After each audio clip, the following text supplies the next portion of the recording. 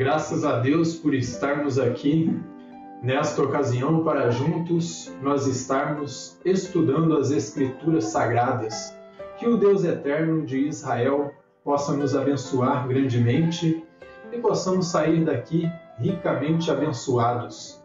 É para mim uma satisfação imensa estar aqui nesta ocasião para estar falando com vocês uns momentos aqui ao redor da Palavra de Deus e estudando junto com vocês. E também, para mim, uma satisfação imensa falar com aqueles que nos acompanham através do YouTube. Eu peço que o Senhor os abençoe grandemente, que vocês possam compreender o conteúdo das Escrituras Sagradas e que o Deus Eterno possa vos abençoar e abrir cada vez mais o vosso entendimento no nome do Senhor Jesus Cristo. Bem, para esta ocasião nós seguimos estudando a primeira carta de João, agora no capítulo 2, de versículos 1 até o 6. Então, em 1 de João, no capítulo 2, de versículos 1 até o 6, será a exposição desta noite. E que Deus possa nos abençoar grandemente e falar aos nossos corações através da sua palavra. Então, em 1 João, na primeira carta de João, no capítulo 2, de versículos 1 ao 6, nos diz da seguinte maneira: Filhinhos meus, estas coisas vos escrevo para que não pequeis. Se, todavia, alguém pecar, temos advogado junto ao Pai, Jesus Cristo, o justo. Ele é a propiciação pelos nossos pecados, e não somente pelos nossos próprios, mas ainda pelos do mundo inteiro. Ora, sabemos que o temos conhecido por isto, se guardamos os seus mandamentos. Aquele que diz, eu o conheço, e não guarda os seus mandamentos é mentiroso, e nele não está a verdade. Aquele, entretanto, que guarda a sua palavra, nele verdadeiramente tem sido aperfeiçoado o amor de Deus. Nisto sabemos que estamos nele. Aquele que diz que permanece nele, esse também deve andar como ele andou. Amém? Até aqui a leitura da palavra de Deus, e que o Deus Eterno possa nos abençoar grandemente e nos fazer compreender a sua palavra. Então, o nosso autor, meus irmãos, após ele refutar aí e desconstruir categoricamente as doutrinas heréticas gnósticas, agora ele segue aí, como pastor que ele era, orientando ali o seu povo, aqueles que eram os primeiros leitores aí no primeiro século, aí das suas cartas. Então agora ele salienta 3 tópicos aí que são muito importantes, que a seguir nós vamos estar analisando.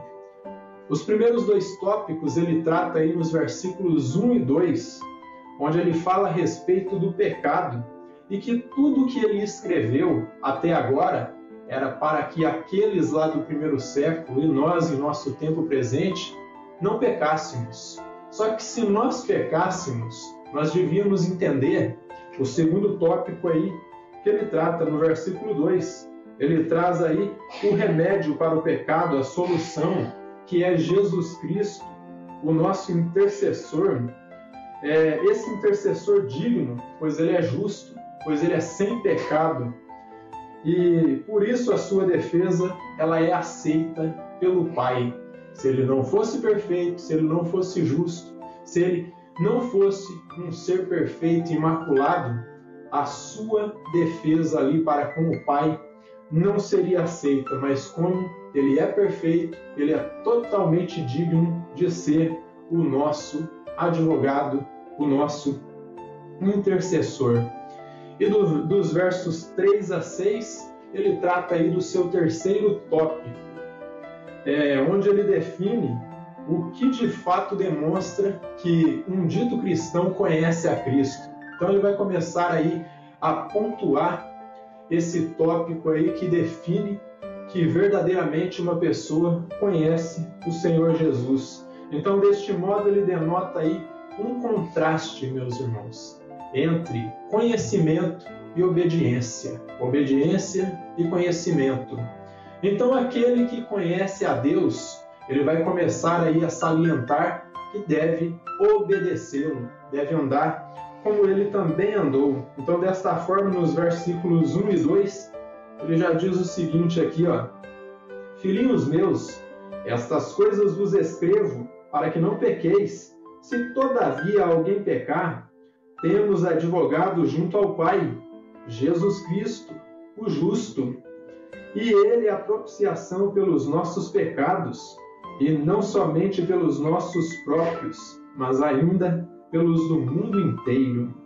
Então, João aqui ele demonstra, meus irmãos, que a nossa causa aí, ela já foi ganha, ela já foi aí, como eu posso dizer para vocês, encerrada. E aonde que essa causa aí, a causa do nosso pecado foi encerrada? Na cruz do Calvário, foi cravada ali na cruz. Veja comigo aí Colossenses, no capítulo 2, do versículos 13 até o 15, nós vamos encontrar o apóstolo Paulo salientando isto, que a nossa causa já foi ganha.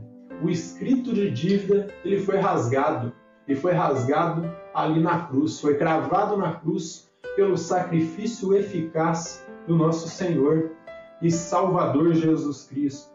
Então, em Colossenses, no capítulo 2, de versículos 13 até o 15, o apóstolo Paulo ele diz assim, ó: E a vós outros, que estáveis mortos pelas vossas transgressões e pela incircuncisão da vossa carne, vos deu vida, juntamente com ele, perdoando todos os nossos delitos. Então, antes nós estávamos mortos em nossos pecados, em nossas transgressões, em nossos delitos. Mas aí o Salvador ele veio, morreu na cruz e ele pagou a dívida ali, ó.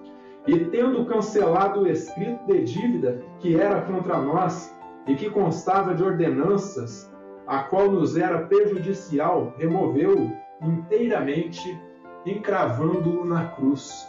Então, o Senhor Jesus, ao morrer na cruz do Calvário, ali em seu sacrifício substituto, ele removeu de nós todo o pecado que estava em nós, aqueles que creem nele, foram colocados sobre ele. E aí o profeta Isaías, no capítulo 53, ele vai dizer que o castigo que nos traz a paz foi colocado sobre ele, e por suas pisaduras nós fomos sarados. E ele removeu todo esse pecado, toda a causa desse pecado, e encravou ali na cruz, e removeu o escrito de dívida. E ele segue aqui, ó: E despojando os principados e as potestades, publicamente os expôs ao desprezo, triunfando deles na cruz. E o autor da carta aos Hebreus, lá no capítulo 2 e versículo 14, ele vai dizer que ali na cruz houve uma ruptura com o pecado. Jesus Cristo, através do seu sangue magnífico, derramado ali na cruz do Calvário, ele aniquilou o pecado, ele removeu, ele rompeu com o pecado e nos colocou de volta em comunhão com o Pai, tudo mediante a este sacrifício eficaz. E essa causa aí, como eu disse, ela foi encerrada ali na cruz pelo nosso Senhor e Salvador Jesus Cristo. Por isso ele declara que os crentes não devem pecar, mas se porventura eles pecassem, tanto os do primeiro século quanto nós aqui em tempo presente, nós devíamos ter isso claro em nossas mentes, que se nós pecarmos, nós temos um advogado junto com o Pai, alguém que nos defende de toda acusação aí do diabo. Então, nós em nosso tempo temos um advogado de defesa junto ao Pai.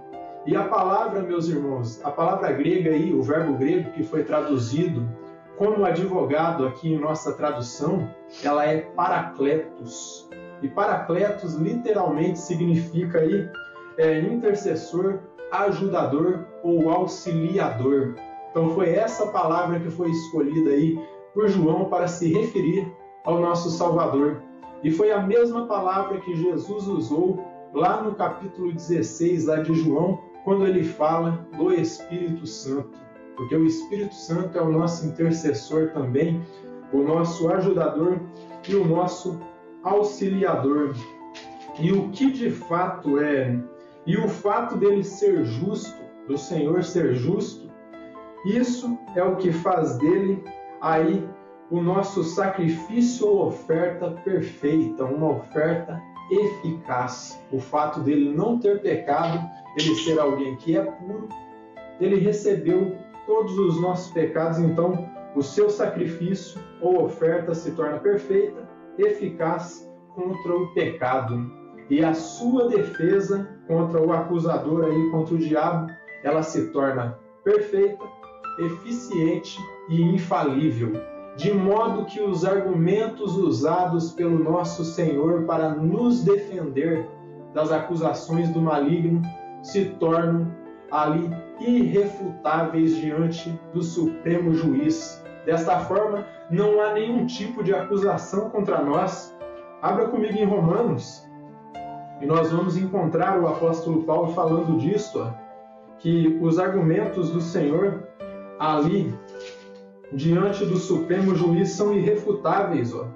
Romanos 8:34, vamos ver se é isto mesmo aqui. Vamos ver se é isso. Prestem bem atenção aqui. Prestem bem atenção. Verso 34 do capítulo 8 de Romanos. Quem os condenará? É Cristo Jesus quem morreu, ou antes quem ressuscitou, o qual está à direita de Deus e também intercede por nós. Quem nos separará do amor de Deus?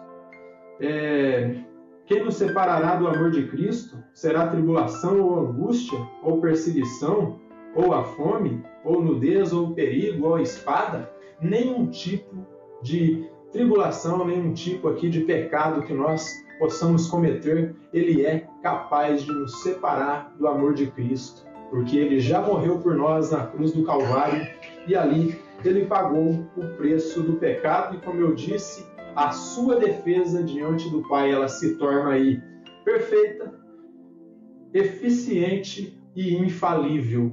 O diabo não tem nenhum tipo de poder aí para nos acusar, porque seus argumentos se tornam aí todos refutáveis diante da presença do Deus Todo-Poderoso. Então, a sua justiça é o que o torna a nossa propiciação, a propiciação perfeita dos nossos pecados. Desta forma, nós devemos entender que há uma solução para os nossos pecados.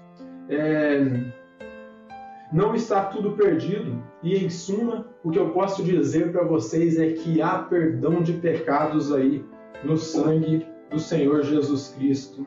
Então, não está tudo perdido. O que João esclarece é que em Cristo Jesus e em seu sangue derramado na cruz do Calvário há perdão dos pecados. E o que nós devemos fazer, então, diante dessa eficácia do sacrifício do nosso Salvador? Nós devemos, arrependidos, reconhecer o fracasso que nós somos, sem a presença dele, se humilhar, pedir perdão diariamente por nossos pecados e assim nós seremos aceitos diante de Deus. Então, arrependidos, devemos reconhecer o nosso fracasso e depositar todas as nossas cargas em Cristo, pois somente nele nós vamos encontrar reconciliação com o Pai. Abre em 2 Coríntios aí, no capítulo 5, de versículos 17 até o 19, o apóstolo Paulo sabiamente vai dizer que em Cristo está a palavra da reconciliação. Ele é a propiciação eficaz pelos nossos pecados. É através dele que nós conseguimos total acesso de volta ao Pai. Porque, como disse o próprio apóstolo Paulo, antes nós estávamos mortos em nossos delitos, em nossos pecados, e nós estávamos separados de Deus. Por isso que ele disse lá em Romanos, no capítulo 3, em versículo 23, todos pecaram e carecem da glória de Deus. E esse carecer aí significa que a pessoa está separada da presença de Deus. É necessário ela se arrepender, reconhecer que há um advogado, que há um intercessor, que é capaz de interceder por ela e assim ela poder se achegar a Deus. Então aqui em 2 Coríntios, no capítulo 5, versículos 17 ao 19, diz assim, ó, e assim, se alguém está em Cristo, é nova criatura, e as coisas antigas já passaram, eis que se fizeram novas. Ora, tudo provém de Deus, que nos reconciliou consigo mesmo, por meio de quem que ele diz aí, ó, por meio de Cristo, e nos deu o ministério da reconciliação, a saber, que Deus estava em Cristo reconciliando consigo o mundo, não imputando aos homens as suas transgressões, e nos confiou a palavra da reconciliação. Então a palavra da reconciliação foi colocada em Cristo. Então cabe àqueles que creem no Senhor e em seu sacrifício na cruz do Calvário reconhecerem que sem a direção do Espírito Santo são um total fracasso e que necessitam da direção do Espírito Santo, pois somente nele, meus irmãos, nós temos segurança que os nossos pecados eles não são tirados, eles são definitivamente aniquilados, eles são retirados de nós.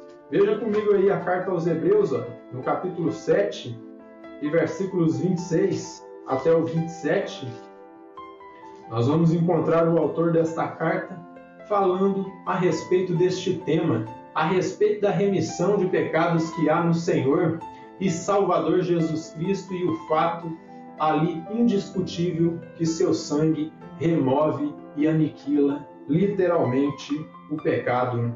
Então aqui no capítulo 7 da carta aos Hebreus, versículos 26 e 27, diz assim, ó, com efeito nos convinha um sumo sacerdote como este, santo, inculpável e sem mácula. Ele vai seguindo aqui, ó, separado dos pecadores e feito mais alto do que os céus, que não tem necessidade, como os sumos sacerdotes, de oferecer todos os dias sacrifícios, primeiro por seus pecados, depois pelos do povo, porque fez isso uma vez por todas, quando a si mesmo se ofereceu. Então, diferente ali dos sacerdotes ali da ordem levítica, como Arão e seu filho Eleazar, Jesus Cristo ele não necessita fazer sacrifícios ali por ele mesmo para purificar seus próprios pecados, visto que ele não tem pecado. Então ele é um sumo sacerdote perfeito e desta forma o único digno de retirar e purificar pecados. E segue aí no capítulo 10, o autor da carta aos Hebreus, ali do versículo 11 até o 14 do capítulo 10 da carta aos Hebreus, diz assim, ó, ora, todo sacerdote se apresenta dia após dia a exercer o serviço sagrado e a oferecer muitas vezes os mesmos sacrifícios que nunca jamais podem remover pecados. Então aqui ele fala que o sacrifício ali que era efetuado pelo sumo sacerdote Arão e posteriormente por Eleazar não eram efetivos porque não removiam pecados. Então era necessário que viesse um sacerdote perfeito, aquele segundo a ordem de Melquisedeque. Ó. E ele segue, ó, Jesus, porém, tendo oferecido para sempre um único sacrifício pelos pecados, assentou-se à destra de Deus, aguardando daí em diante até que os seus inimigos sejam postos por estrado dos seus pés, porque com uma única oferta aperfeiçoou para sempre quantos estão sendo santificados. Então, com um único sacrifício, com uma única vez que Jesus morreu na cruz do Calvário, ele aniquilou o pecado e santificou de uma vez para sempre, de uma vez por todas. E no capítulo 9, e versículo 27, o autor desta carta aos Hebreus, ele sela aqui suas palavras e diz assim, ó, vejam bem o que diz aqui, ó, Hebreus 9, 26, ó, ora, neste caso seria necessário que ele tivesse sofrido muitas vezes desde a fundação do mundo. Agora, porém, ao se cumprirem os tempos, se manifestou uma vez por todas, para aniquilar, pelo sacrifício de si mesmo, o pecado. Então Jesus, ele é um sumo sacerdote perfeito e um advogado perfeito, porque ele não tem pecado, ele é justo, e desta forma, tudo que ele faz aí para os seus eleitos se torna eficaz diante de Deus. Mas tem algo mais aí, mais uma declaração no versículo 2, algo que para aqueles que creem em predestinação acaba sendo um tanto difícil de compreender, porque ele diz o seguinte aqui, ó, no capítulo 2 da primeira carta de João, no versículo 2, ó, e ele é a propiciação pelos nossos pecados, e não somente pelos nossos próprios, mas ainda pelos do mundo inteiro. Então João aqui, aparentemente, parece que ele está falando que Jesus ele não morreu apenas para os eleitos, mas morreu para o mundo inteiro. A palavra que ele usou aqui, no grego, para se referir a mundo, é cosmos, e significa algo totalmente aí diferente no contexto, e eu vou explicar para vocês aqui. Esse mundo, esse cosmos do qual ele se refere aqui, não se refere a todas as pessoas do planeta Terra, mas um mundo em sua totalidade étnica. E o que eu quero dizer com isso? Ele escolheu pessoas de todas as nações, ele escolheu aí negros, brancos, asiáticos e índios, etc, etc. Todas as etnias que possam existir aí, ele escolheu pessoas. Ou seja, ele quer dizer que Deus escolheu pessoas de todas as nações. Então, aqui desta forma, quando João menciona a palavra mundo aí, vocês não devem entender que Jesus está purificando o pecado de todas as pessoas existentes no planeta Terra. Isso não quer dizer todo mundo, de modo geral aí. Todo mundo que ele se refere aí é todo mundo que crê nele. Vocês querem uma prova escriturística para isso? Abra comigo aí no Evangelho de João, no capítulo 3, o texto que muitos teólogos chamam do texto ouro, ou o texto áureo, o texto que ali purifica o pecado e que diz que Deus amou o mundo de tal maneira que deu seu único filho. Vamos ver aqui em João, no capítulo 3, e versículo 16 até o 18. Vejam bem aqui o que o apóstolo João escreve como sendo palavras do Senhor. Ele diz assim, capítulo 3 do Evangelho de João, diz assim, porque Deus amou o mundo, aparece cosmos aqui de novo, de tal maneira que deu seu Filho unigênito, para que todo o que nele crê não pereça, mas tenha a vida eterna. Então aqui é todo mundo, o cosmos aí, todo mundo que crê nele. Não são todas as pessoas, porque nem todo mundo crê no Senhor e Salvador Jesus Cristo. Porquanto Deus enviou o seu Filho ao mundo, não para que julgasse o mundo, mas para que o mundo fosse salvo por ele. E mais uma vez ele repete, quem nele crê não é julgado. O que não crê já está julgado, porquanto não crê no nome do unigênito Filho de Deus. Então a condição é aqui, é o seguinte: se você crê, você é salvo. Se você crê, você é purificado dos seus pecados. E desta forma, se você crê, você se torna parte deste mundo aí, do qual João se refere. Todo mundo que crê em Deus. Quer um exemplo para isso? Eu posso fazer uma festividade em minha casa, uma festa de aniversário ali, e convidar todos os meus amigos, parentes, irmãos em Cristo, e dizer no dia seguinte, todo mundo estava lá na minha festa. Mas isso não quer dizer que o mundo inteiro estava na minha festa. Isso quer dizer todo mundo que eu convidei. Então é nesse sentido aqui que João está se referindo. Pois Deus amou o mundo. Qual mundo? Todo mundo que crê no nome do unigênito Filho de Deus. E no verso 36, aqui do capítulo 3, ele repete novamente essas palavras aqui. Prestem bem atenção. Por isso, quem crê no Filho tem a vida eterna. O que todavia se mantém rebelde contra o Filho não verá a vida, mas sobre ele permanece a ira de Deus. Então é a palavra de Deus que está dizendo. Não são todas as pessoas aqui as quais Jesus Cristo morreu na cruz do Calvário. Ele sabia exatamente por quem ele estava morrendo. Ele estava morrendo por seus eleitos, aqueles que creriam no seu nome.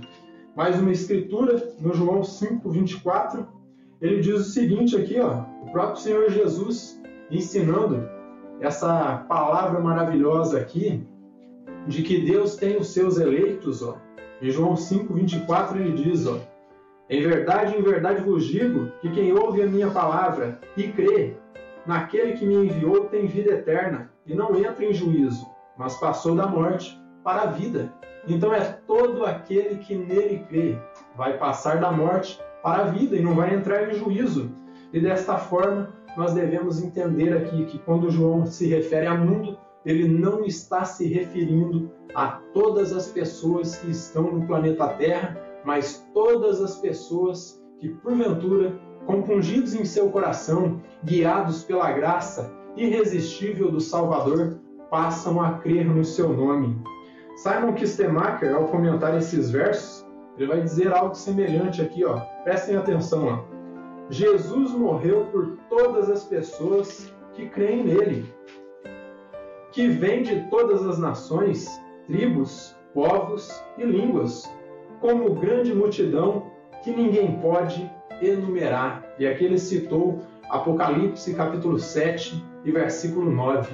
Então, Jesus ele morreu por todas as pessoas que creem nele, como uma grande multidão que ninguém pode enumerar, que foi chamado de muitos povos, nações, tribos e línguas. E nos versos 3 a 6, ele vai passar a falar dos dois últimos, do último tópico aqui, que eu tinha feito referência ao início. E prestem bem atenção. Ora, sabemos que o temos conhecido por isto, se guardamos os seus mandamentos. Aquele que diz, eu o conheço, e não guarda os seus mandamentos, é mentiroso, e nele não está a verdade. Aquele, entretanto, que guarda a sua palavra, nele verdadeiramente tem sido aperfeiçoado o amor de Deus. Nisto sabemos que estamos nele. Aquele que diz que permanece nele, esse deve também andar assim como ele andou. Então, nestas cláusulas, o nosso autor aqui, ele volta aí a confrontar as doutrinas heréticas gnósticas. E ele faz referência à pessoa que alega conhecer o Deus Todo-Poderoso. Então ele diz aí que se alguém alega conhecer a Deus, primeiramente ele deve viver, andar e se tornar cada dia mais parecido com o Salvador. Porque ser cristão, o que significa ser semelhante a Cristo? Então, à medida que você vai caminhando com Ele, à medida que você vai tendo um íntimo comprometimento com Ele, uma íntima comunhão, logo você vai se tornando mais parecido com o seu Deus. Mas primeiro, você tem que guardar os mandamentos. Então, se alguém alega conhecer a Deus e não vive como Ele, e não se parece com Ele, e não anda como Ele não está sendo coerente aí com a sua declaração. Era o que acontecia com os falsos mestres gnósticos lá do primeiro século. Eles diziam que eram muito conhecedores da palavra de Deus, que eram muito iluminados, que tinham um conhecimento lá que eles chamavam no grego de gnosis, um conhecimento oculto que só eles sabiam e mais ninguém. Quando João refuta essa doutrina aí no capítulo 1 e diz que Deus é luz e que não tem nada escondido na revelação, todos são capazes de conhecê-lo à medida que vão se familiarizando com ele, vão se aproximando dele com o coração aberto. Então, a conduta deles revelava que eles não conheciam a Deus. E aqui está uma prova que cada cristão deve passar. Deve analisar a sua conduta e ver, você está se parecendo com Cristo ou você se parece com o mundo? Com quem que você se parece? Porque se você estiver se adequando à moda do mundo, se adequando com o que o mundo ensina, com que essas coisas que estão sendo ensinadas hoje, você está se acomodando com o que diz a sociedade, com o que diz a mídia, as redes sociais, toda essa doutrinação que está saindo aí pelo mundo, você não está se parecendo com Cristo. Então a sua conduta vai dizer se você é cristão ou se você não é. Então são as suas atitudes aí que vão revelar. Então, pois se a conduta não demonstra que ele se parece com Cristo, que ele está andando como Cristo e que ele pertence a Cristo, sua declaração não é coerente. Então isso revela que essa pessoa não conhece a Deus em verdade, não conhece o Senhor. Por isso, como eu disse anteriormente, aqui nesses versos, meus irmãos, o nosso autor aí, João, ele faz um contraste aí entre conhecimento e obediência. Quem conhece a Deus, logo vai obedecer os seus mandamentos. Jesus, ele disse lá no Evangelho de João, no capítulo 15, que aqueles que guardassem os seus mandamentos seriam conhecidos como seus discípulos. E outra coisa, aquele que guarda os seus mandamentos demonstra que ama a Deus, que esse amor por Deus está nele, está dentro do seu coração. John Stott, ao comentar esses versos, ele vai dizer o seguinte, o amor de Deus, ele se expressa não em linguagem sentimental, ou seja, não porque você fala eu te amo, Senhor, não é com linguagem sentimental ou experiência mística, aí, como diziam os gnósticos. Eu tenho um conhecimento à parte aqui, eu tenho um conhecimento melhor do que o que diz as Escrituras. Eu tenho um conhecimento maior, só eu que tenho. E se você quiser conhecer esse conhecimento, você tem que ser muito espiritual. Era o que diziam os gnósticos. Não vem por experiência sentimental, nem por experiência mística. E ele segue aqui, mas na obediência moral. Moral em que sentido? Obedecendo os mandamentos do Senhor. E qual é? A lei régia. Ama teu Deus sobre todas as coisas, com toda a tua força e todo o teu entendimento. E o que mais? Ama o teu próximo como a ti mesmo. Aqueles que guardam esses dois mandamentos aí têm cumprido a lei. Então, deste modo, nós devemos entender, meus amados, aqui, o seguinte, que o que ele está dizendo aqui é que são nossas atitudes que vão revelar quem nós somos. Então, deste modo, meus amados, nós devemos entender que aquele que diz que está em Cristo, ele deve andar como ele também andou. Porque ele disse, como eu fiz, vocês devem fazer também. Então deve ser como ele, de modo que isso revele em você uma íntima comunhão com o Salvador.